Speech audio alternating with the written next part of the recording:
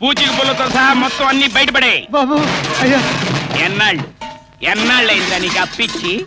కదా మరి తీర్చక్కర్లేదా? కదా మరి తీర్చావా? కదా మరి తీర్చకపోతే ఏం చేస్తాను? కదా మరి అదే. ఏంటయ్య గొడవ? బాబు పండిన పంట పోయి నేను బాధపడతా ఉంటే అప్పు తీర్చలేదని కొడుతున్నాడు. ఏమండి ఇప్పుడు వీడు నా దగ్గర అప్పు తీసుకుని ఎన్నాళ్ళైంది? అది కాదయ్యా, ఊళ్ళో నేను ఒక పెద్ద మనిషిని ఉన్నానుగా, నాతో చెప్పచ్చుగా. కదా మరి 6 నెలలకి వడ్డీ ఎంత? నన్ను అడుగుతావేంటి? కదా వడ్డీ 4000, అసలు 1000 కలిపితే ఎంత? అది కాదయ్యా. కదా మరి ఇప్పటి వరకు తీర్చాడా? తీర్చకపోతే కొడతావా? కదా మరి అందుకే కొట్టాను. నేను అడిగేది ఏమిటి, నువ్వు చెప్పేది ఏమిటి? ఆడి పేరు పిచ్చేసిట్టండి. ఆడి ప్రశ్నలకు ఆడే మనసులో సమాధానాలు చెప్పుకుని కదా అని రెచ్చిపోతుంటాడు. ఆడి పని ఎవరికి ఎవరు చెప్పినా ఏంటండి. బాబు ఒక్క నెల రోజుల పాటు గడివిమ్మని మీరైనా చెప్పండి బాబు. అక్కర్లేదు.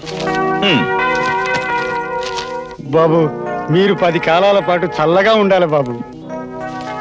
అరే రాజా గారు మీరా? ఎంతసేపు నుండి వచ్చి? అమ్మగారు నాన్నగారు బాగున్నారా?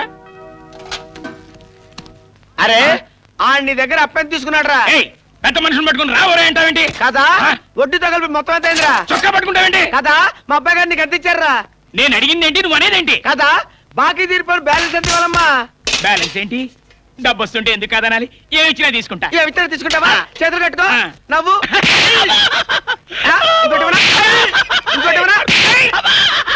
అయ్యో పిచ్చేశెట్టి గారు నమస్కారం. మీరా ఎంత చెప్పండి వచ్చి మీ పిల్లలు బాగున్నారా?